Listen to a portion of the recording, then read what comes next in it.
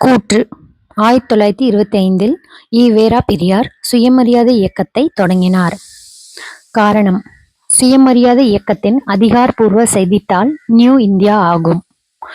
இதுல option A சரி, ஆனால் ஆர் தவறு.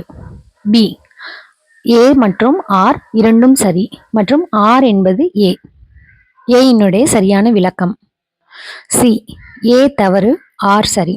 ஆப்ஷன் டி, ஏ மற்றும் ஆர் இரண்டும் சரி, ஆனால் ஆர் என்பது ஏனுடைய சரியான விளக்கம் அல்ல என்பது சரி. ஸோ இதுல சரியான பதில் எது? சூஸ் பண்ணுங்க யோசிச்சு.